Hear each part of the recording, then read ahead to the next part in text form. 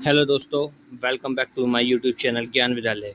I hope आप सबकी preparation बहुत ही वेल एंड गुड चल रही होगी। तो चलिए अपने सेशन को स्टार्ट करते हैं। यदि आप हमारे साथ पहली बार जुड़े तो प्लीज़ वीडियो को लाइक करना, शेयर करना और चैनल को सब्सक्राइब करना ना भूलें और साथ ही साथ बेल आइकन को भी प्रेस कर दें, जिससे आपको आने वाली वीडियोज़ की नोटिफिकेशन अप टू डेट मिलती रहे।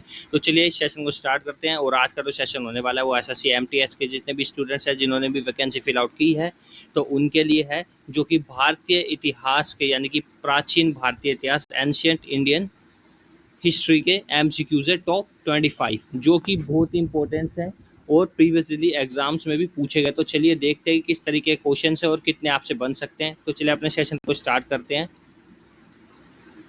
जैसे कि पहला ही क्वेश्चन है, प्रसिद्ध इंडो यूनानी शासक मेनांडर प्रथम ने अपनी राजधानी किस स्थान पर स्थापित की थी। यानी कि वो पूछ रहे जो प्रसिद्ध इंडो यूनानी या आप ग्रीक शासन भी बोल सकते हैं, यानी ग्रीक शासक जो था प्रथम ने अपनी राजधानी किस स्थान पर स्थापित की थी। तो कहाँ की थी उसने? Sealdah. Option number D will be your right answer. आप थोड़ा इसमें एक्सप्लेन कर देते हैं, ठीक है। तो प्रसिद्ध इंडो ग्रीक या मेनांडर प्रथम ने अपनी राजधानी साकला या सियालकोट में स्थापित की थी, ठीक है। तो आपको दोनों ऑप्शन मिल सकते हैं, या तो साकला या सियालदा, ठीक है। तो आपके दोनों क्वेश्चन जो हैं राइट होंगे। तो चलिए अगला देखते हैं, कौन सा प्रतीक गौतम बुद्ध के निर्वाण का प्रतिनिधित्व करता है, ठीक है। तो गौतम बुद्ध जी के निर्वाण का प्रतिनिधित्व कौन सा करता है? कमल, पहिया, घोड़ा या बोधि वृक्ष? तो कौन सा करता है? ऑप्शन नंबर डी बोधि वृक्ष। अब गौतम बुद्ध जी भगवान के बारे में है, ठीक है। तो गौतम बुद्ध के संस्थापक कौन है? बुद्ध भगवान जी है, ठीक है। बुद्ध धर्म के संस्थापक बुद्ध भगवान, ठीक है, बौद्ध धर्म के। अब बात आती है कि इनका बचपन का नाम क्या था। तो इनके बचपन का नाम क्या था? सिद्धार्थ, ठीक है। तो ये आपको पता होना चाहिए, ठीक है। और इनके बेटे का नाम क्या था? राहुल, ठीक है। और इनकी जो शादी हुई थी कितनी साल की उम्र में हो गई थी? 16 वर्ष की उम्र में इन्होंने क्या कर लिया था? विवाह कर लिया था। और 29 साल की उम्र में क्या कर लिया था? गृह त्याग, ठीक है। तो ये भी आपको याद रखना है। और सबसे इम्पोर्टेंट क्वेश्चन जो है पूछा जाता है कि इन्होंने जब ज्ञान की प्राप्ति हुई थी उस चीज को या उस प्रोसेस को क्या बोला जाता है, ठीक है। ज्ञान की प्राप्ति को क्या बोला जाता है?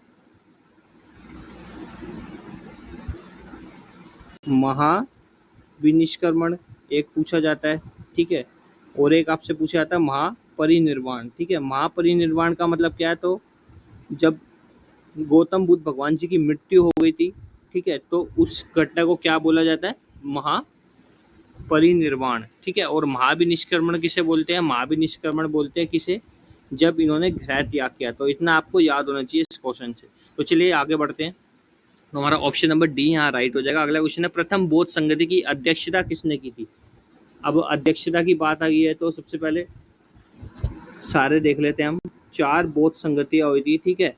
और सबसे पहली किसके शासनकाल में हुई थी? अजात शत्रु के शासनकाल में हुई थी, ठीक है। दूसरी किसके में हुई थी? कालाशोक, कालाशोक या कालाशोक बोल सकते हैं आप उसे, उसके शासनकाल में हुई थी। और तीसरी किसके में हुई थी? अशोक के में हुई थी। और चौथी किसके में हुई थी? कनिष्क, ठीक है। अब बात आती है कहाँ कहाँ पे हुई थी। अजात शत्रु के काल में जो हुई थी, ठीक है, वो कहाँ हुई थी? अशोक के समय में पाटलिपुत्र में हुई थी, जो कि बहुत ही इंपॉर्टेंट है, पूछा जाता है, ठीक है। कनिष्क के समय में कश्मीर में हुई थी। और काल अशोक के समय में कहाँ हुई थी? वैशाली में। और अजात शत्रु के समय में कहाँ हुई थी? राजगृह। तो इतना आपको याद होना चाहिए, ठीक है। तो इतना आपको पता होना चाहिए। तो चलिए ऑप्शन हमारा कौन सा राइट हो जाएगा यहाँ? आप पूछ रहे कि अध्यक्षता किसने की थी। अब ये तो मैंने आपको बता दिया कि किस किस के शासनकाल में कौन कौन सी। तो अध्यक्षता किसने की थी? तो प्रथम बौद्ध संगति की अध्यक्षता करने वाले कौन थे? तो प्रथम बौद्ध अध्यक्षता करने वाले थे महाकश्यप, ठीक है। तो महाकश्यप जी की अब पूछ लेते हैं क्या लिखा है नीचे टिप्पणी में। प्रथम बौद्ध परिषद 72वीं ईस्वी में सम्राट अजात शत्रु के शासनकाल के दौरान राजगृह के पास सप्तप्रणी गुफा में आयोजित की गई थी। यह धम्मपिटक और विनय पिटक को संकलित के लिए महाकश्यप की अध्यक्षता में आयोजित की गई थी, ठीक है। तो कितने प्रकार के त्रिपिटक होते हैं बौद्ध धर्म के? धम्मपिटक, विनय पिटक, त्रिपिटक और सूत पिटक, ठीक है। तो इतना आपको याद होना चाहिए। नालंदा विश्वविद्यालय की स्थापना गुप्त शासक ने की थी। तो किसने की थी? तो नालंदा विश्वविद्यालय की स्थापना करने वाले कौन थे? कुमार गुप्त। अब बात आती है गुप्त डायनेस्टी जो है या गुप्त साम्राज्य या गुप्त वंशज जो है उनके फाउंडर या संस्थापक कौन थे? तो Shrigupta was the founder of Gupta dynasty, तो इतना आपको पता होना चाहिए। और चंद्रगुप्त द्वितीय को एक किस नाम से जाना जाता है? विक्रमादित्य के नाम से जाना जाता है, तो ये भी आपको पता होना चाहिए। अब बात आती है नालंदा विश्वविद्यालय पड़ता कहाँ है? नालंदा विश्वविद्यालय कहाँ पे स्थित है? बिहार के अंदर। अभी हाल ही में हमारे देश के प्रधानमंत्री नरेंद्र मोदी जी ने भी इसका पुनः क्या किया है? गठन किया है, और स्टार्टिंग से इसमें दोबारा से पढ़ाई की जाएगी, ठीक है। और एक क्वेश्चन और पूछता है, आप बताइएगा मुझको कि जो चाणक्य हैं, चाणक्य ने कौन सी यूनिवर्सिटी या कौन से विश्वविद्यालय के अंदर इन्होंने क्या किया था? शिक्षा दी थी, ठीक है। यानी कि वहाँ पे ये शिक्षक थे, प्रोफेसर थे, तो ये आपको बताना है। तो चलिए आगे बढ़ते हैं। नालंदा विश्वविद्यालय की स्थापना 5वीं शताब्दी में गुप्त सम्राट कुमार गुप्त प्रथम के शासनकाल के दौरान बिहार के बड़गांव में की गई थी।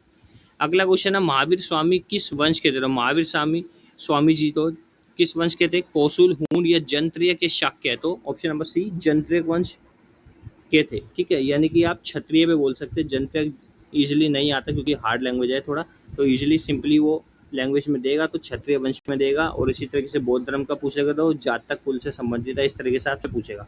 तो जैंत्रिक वर्धमान महावीर एक कुलीन परिवार और क्षत्रिय वंश से थे, जिन्हें नय या ज्ञात्री कहा जाता था। इनका जन्म आधुनिक पटना के पास कुदग्राम में हुआ था। कुदग्राम लिखा है यहाँ पे, कुंडल ग्राम भी लिख सकते हैं आप, ठीक है। कहाँ हुआ था? कुंडल ग्राम, ठीक है।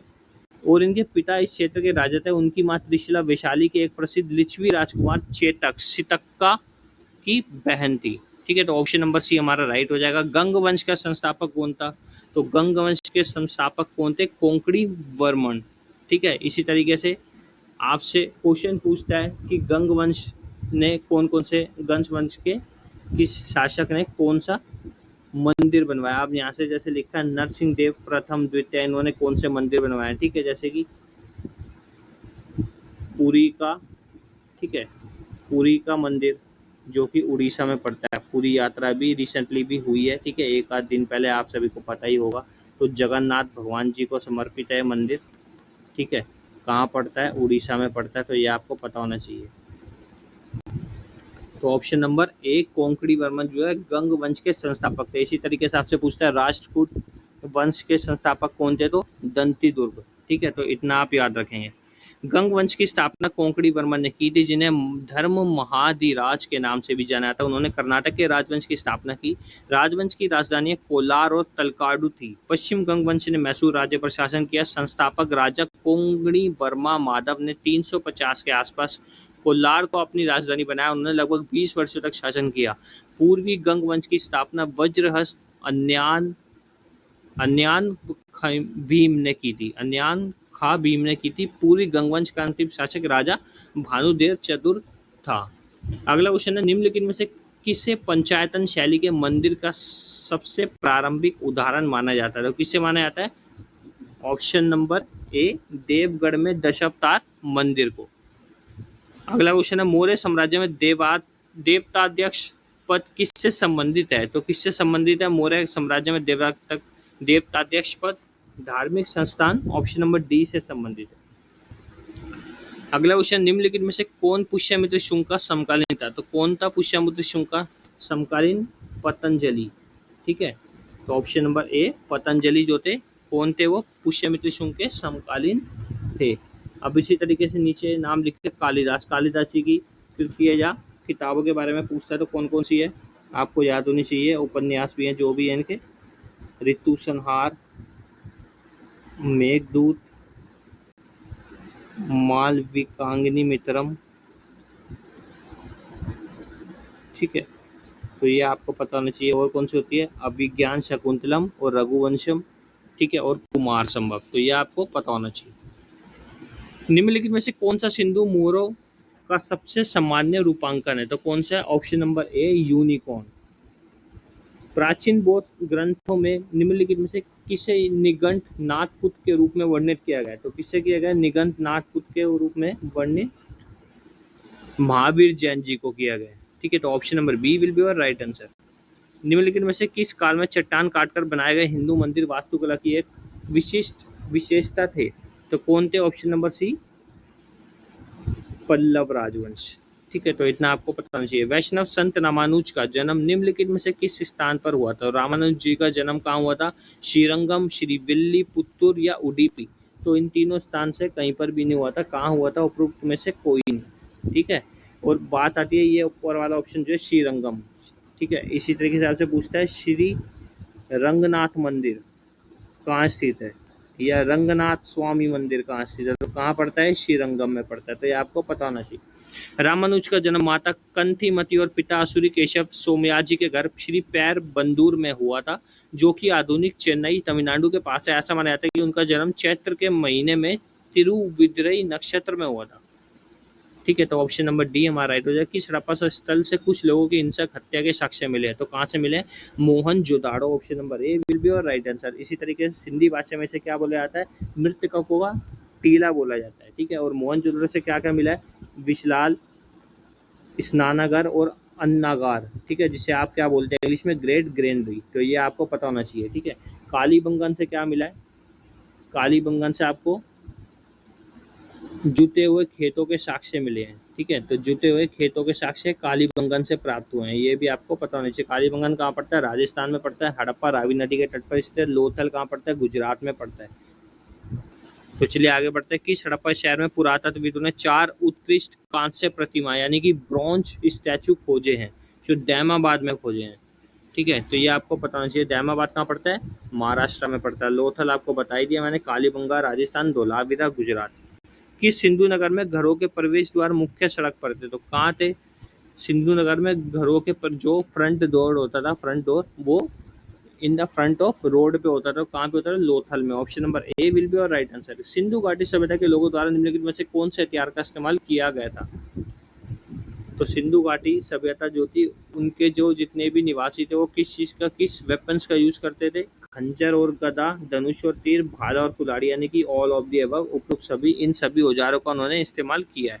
निम्नलिखित में से किसने यह कह दिया था या कथन दिया था कि हड़प्पा वासियों की शत्रु प्रकृति थी? इंद्र और बर्बर गिरोह दोषमुक्त हैं। Sir Cunningham, K M Srivastava, G F Dales या ए घोष? तो किसने बोला था? G F Dales. Option number C will be our right answer. निम्नलिखित में से किसे शाक्य मुनि या तथागत के नाम से भी जाना जाता है? तो किसे जाना जाता है शाक्य मुनि या तथागत के नाम से? भगवान बुद्ध जी को जाना जाता है। Option number D will be our right answer. कौन सा शासक वैशाली के लिच्छियों को अपने अधीन करने में सफल रहा था? कौन रहा था? Option number B, Ajatashatru. ठीक है, तो अजातशत्रु जो है क्या रहा था ये, और इसे किस नाम से भी जाना जाता है? अमित्र घात के नाम से भी जानते हैं। बौद्ध धर्म अपनाने वाला पहला शाही व्यक्ति कौन था? तो अजातशत्रु। ठीक है, और दूसरे अशोक, जिन्होंने बौद्ध धर्म के प्रचार प्रसार के लिए अपनी बेटी और अपने पुत्र महेश और संघमित्रा, ठीक है, महेंद्र और संघमित्रा को कहाँ भेजा था? श्रीलंका में भेजा था। तो इतना आपको पता होना चाहिए। अजंता की गुफाओं का पुनर्निर्माण निम्नलिखित में से किस शासक के काल में किया गया था? तो गुप्त के शासन काल में किया था, यानी कि गुप्त डायनेस्टी के काल में। अब अजंता की गुफाएं और एक एलोरा की गुफाएं हैं। पूछता है कि किस राज्य में स्थित है? तो कहाँ स्थित है? महाराष्ट्र में। ठीक है, महाराष्ट्र में कहाँ पे? औरंगाबाद। निम्नलिखित में से जैन तीर्थकरों की परंपरा में अंतिम तीर्थंकर कौन थे? तो कौन थे? महावीर जी। तो option number C will be our right answer. इसी के साथ सेशन खत्म होता है। यदि आपको अच्छा लगे तो प्लीज वीडियो को लाइक करना, शेयर करना और चैनल को सब्सक्राइब करना ना भूलें। Thanks for watching my session.